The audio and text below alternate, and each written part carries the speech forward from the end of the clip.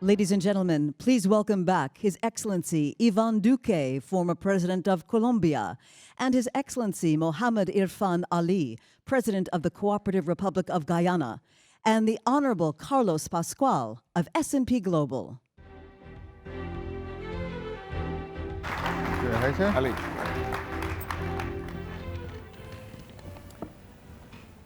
Good afternoon. I'm terribly excited to be able to have this discussion. We've had many conversations here about the greening of the world. We also have certain realities about oil. And I want to start with you, President Ali, about the vision. What gave you this perspective that the world could have from Guyana oil, that it could pursue biodiversity, and that you can pursue climate action at the same time? Well, it's not really a vision, it's a reality. Our country, as you know, is blessed with a lot of natural resources. We have a forest the size of England and Scotland combined, storing 19.5 gigatons of carbon. That forest is very valuable. We have been able to maintain that forest with the lowest deforestation rate in the world, rich in biodiversity and ecological services. And we have been pursuing a development along a low-carbon development pathway in which the forest plays a very key and critical role.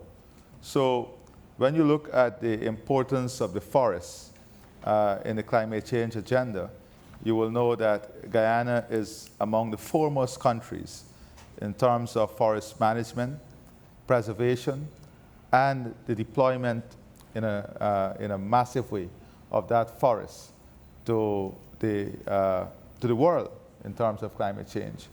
And then when you look at the oil and gas sector, you know, this sector is emerging. It's a new sector with huge reserves.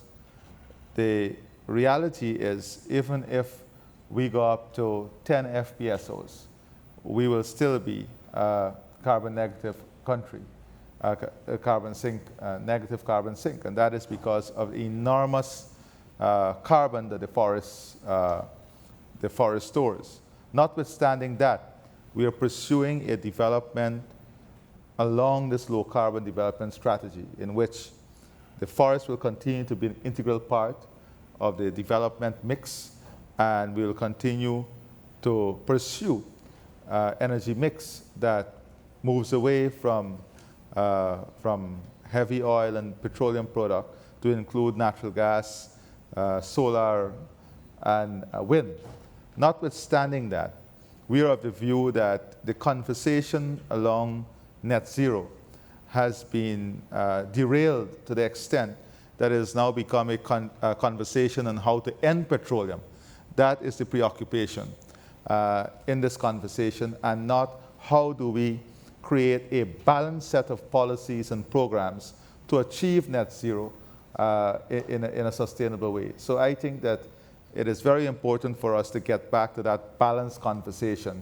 And for that balanced conversation to take place, it requires all the stakeholders around the table, and not the locking out of companies and countries who are investing in oil, petroleum products.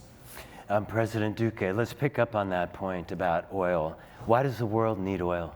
So I think, Carlos, it's very important to understand that the global south has different challenges, and we need to finance the transition, not only the energy transition, the economic transition, the environmental transition, in a sustainable way. And in the case of Guyana, as President Ali was mentioning, I'm really impressed by his efforts to keep on promoting the low carbon development strategy, being a zero deforestation country, having 40% of the land in the hands of indigenous communities with land titles, and trying to change the energy matrix so that they don't depend on oil to generate electricity, but they also use the richness of the oil to face the social challenges the country has. And I'll give you the example in a country like Colombia. In Colombia, the oil sector represents almost 47% of the exports. It represents 35% of the foreign direct investment. more than 25% of the investments you have in the local capital markets, and almost 20% of the tax collections.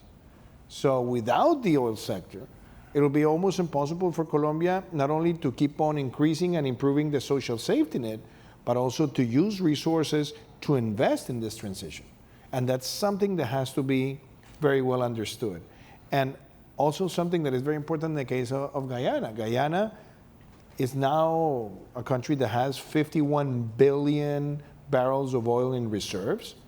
It has a population of more than 200,000 square kilometers, and it has literally the population of Vermont. So Guyana is also a food security provider for the Caribbean and the region. Guyana is an energy security provider, and they need these resources to allow better education, better health, better infrastructure. So I think having that balance is possible. And I'll finish by saying that the example of Canada is quite interesting. You have a country that is it's a power in forestry, but it's also a power in conservation, and it's a power in oil and gas. It's also a power in mining, but it's also a power in sustainability policies to accelerate the decarbonization of even sectors that are difficult to abate. So I think it's that balance what it's needed, and that's why we can't be ideological about it. We just have to think on the balance and how we make the transition possible while allowing the people in need to improve their quality of life. It's quite striking that demand is one of the hardest things to change, and if you can't satisfy that demand, I don't need to tell you as two politicians that when you can't actually satisfy that demand, prices increase, life gets complicated. But let's come back to a point that you mentioned earlier, President Ali, about building consensus and creating a dialogue with stakeholders. You had something quite extraordinary on the low carbon development strategy. Can you tell us more about that? Yeah, before I get into that, though, I want to get back to a point you raised on how do we meet that demand. I mean, the U.S. has showed us recently how to meet that demand. They issued more licenses to ramp up production. So meeting demand requires production. So when we have this conversation about locking out new entrants to the market, that is not a balanced conversation. That is a conversation that sometimes I wonder about. Because if you are to lock out new entrants into the oil market and you're making it more difficult for those entrants to get capital to finance the production, you're making it more difficult, you're increasing the risk factor for those entrants, then you're protecting a monopoly that exists. And you're allowing that monopoly to grow by ramping up production. So, so demand is indeed a big issue, and we can be part of the solution in relation to that demand. Now, the low carbon development strategy is a strategy that seeks to create that balance in the development not only of Guyana, but all forested countries. For a very long time, forest was not even on the agenda, the climate agenda. And you're aware, my friend is aware of that because he is one of the champions to get forests on the agenda. Guyana came out with a low carbon development strategy in which we present the forests as part of the holistic solution for, in climate change and in managing the effects of climate change. Now, that forest has a value. It has a standing value, and there is a value for the carbon it stores. Now, who is going to pay for that value? Who is going to bear? There's opportunity costs. If you're not going to cut the forest down, if you're going to utilize the forest in a sustainable way, then there must be a value for your contribution. Today, as I speak to you, there is still a voluntary market. There is no structured market, carbon market for the forests. When are we going to have that conversation as to how we finalize arrangement to have a full-fledged structured market for carbon storage and the role of the forest?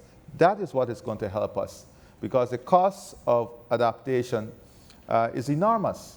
You have Latin America and the Caribbean, for example. Aside from the financing gap in terms of climate change and transition to cleaner energy, you have a situation where we are off track the SDGs, of the SDGs in Latin America and the Caribbean, and it requires billions of US dollars of investment, with a situation where the the debt to GDP ratio is 117%. You have inflation rate at the end of 2022 at 9.2%, rising food insecurity. So all of this, and all of that is addressed in the low carbon development strategy. The low carbon development strategy 2030 expands into the marine economy. How are we going to ensure the functionality of the environment, safeguarding the environment, keeping the forests, but at the same time ensuring that the livelihood of the people, that the economic development of the country, that the transformation of the country is not at risk. Because you can keep the forests, at the same time, you have to find resources to give the indigenous community, the citizens of Guyana, good health care. You have to give them education. You have to give them infrastructure. You have to give them water. And then we are living in a world in which the disparity continues to expand itself. Take, for example, in the era of modernization and mechanization, the developing world was left behind because they did not have the capital to mechanize. The developed world went ahead and mechanized. They became more competitive. Now we have digitization, again, widening the gap between the developing world and the developed world. Who is going to finance that gap?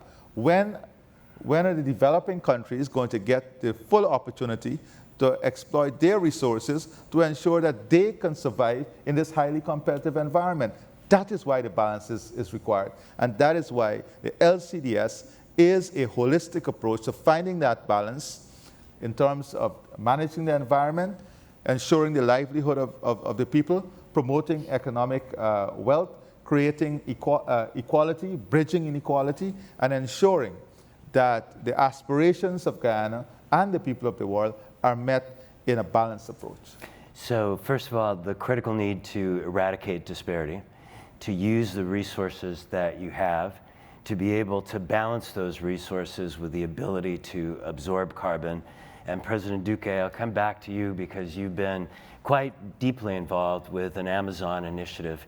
Can you tell us a little bit more about how that fits into this picture and the strategy of being able to absorb carbon? The fact is, Carlos, we talk a lot about fighting climate change, becoming carbon neutral, but without the Amazon, none of the Western Hemisphere NDCs will be met. Because basically the Amazon today is not only the home of almost 40% of the world's biodiversity, and it has the Amazon River as one of the main sources of fresh water in the planet, but it's almost the size of Australia or the United States without Alaska and other territories. So that biome itself has been losing so much land year over year due to deforestation that in the next 5 years, if we don't put this to zero, we're going to see the Amazon becoming a net emitter. So just on size, you've lost the equivalent of France and Germany together, or Texas and California together in the last 4 decades. And as we speak, we're losing thousands of hectares. So the policy challenge that we are trying to get out of the Concordia Amazon initiative is how, through the Concordia method of combining the private and the public sector and philanthropy and the NGOs and civil society, how can we get to that solution of putting deforestation to zero? And there are at least 4 elements that have to be considered. One is you definitely need enforcement, because most of the environmental crimes in Latin America, and especially in the Amazonic countries, don't have imprisonment sentences. So people can go and, with all due impunity, destroy the jungle, and they won't get a severe sentence from justice. So you need to update your law and order. But you also need to create a new economy. So how do you put away the incentives from illegal crops, or illegal cattle, or illegal wood, or illegal mining? You have to create an aggregated value chain economy based on Amazonic products. And that was something we debated in the Concordia Summit that we had in Ecuador, where somebody raised the issue, why don't we get the Amazonic products that can reach the retail, food retail in the United States to have FDA acceptance in a fast way. Camu Camu, Sacha Inchi, Copo Azul, among many. So those are elements that you need to have there. And then you have two additional elements that are crucial. How much and how are you going to pay communities to preserve?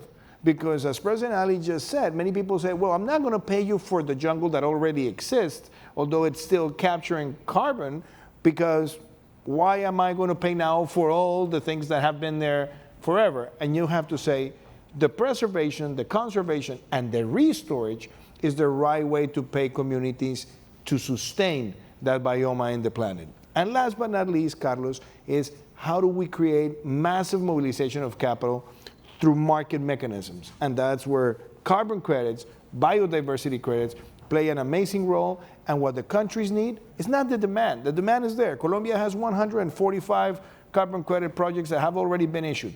What we require is the supply, which is give the technical assistance, help the countries put together the projects that are trustworthy, that are integral, and that can be scrutinized over time. And this issue of carbon markets is a huge one that we need to address. I mean, you have regulated markets and where the price of carbon, say in Europe, will be close to $100 a ton. And in Latin America, it may be cents. And those issues are going to have to be resolved as part of this process of capital flows.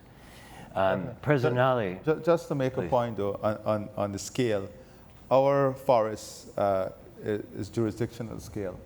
The entire forest is R3 certified. So all the carbon there is high quality carbon certified.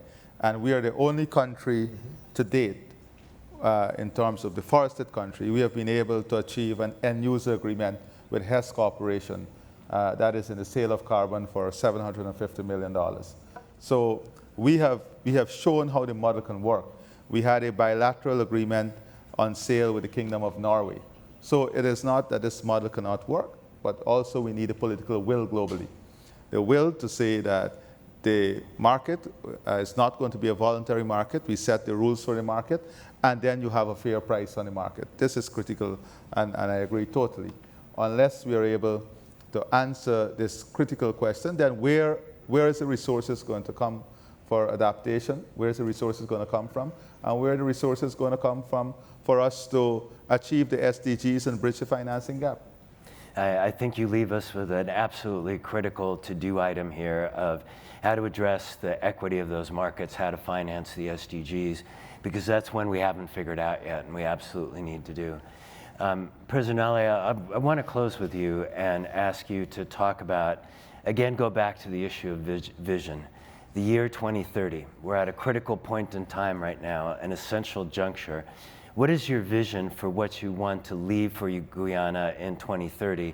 How would you see the country in 7 years from now? Well, what we want to leave is a country that is sustainable, one that is resilient, highly competitive, and functional. A country that is leading in energy security, leading on climate security, and leading in food security. These are the three areas in which we are building out the infrastructure and the ecosystem so that we can provide global leadership. There must be no conversation globally on energy, food, and climate without Guyana being in the lead table. That is where we want to position the country, and one in which the people of our country must have access to world-class healthcare, world-class education, world-class infrastructure, and the infrastructure of the country is built not in a fanciful way, but to promote growth, expand economic opportunity, and improve the livelihood of our people. President Duque, words of advice as we close out. No, more than advice, I think it's action. And I have been very honored to be able to talk with President Ali about all these policies, what we did in Colombia on 30 by 30, what we did in energy transition, what we also did in national conservation contracts, clearly demonstrates that things can get done. And what I like about what you asked to my good friend President Ali is he has a vision, and he has shared the vision.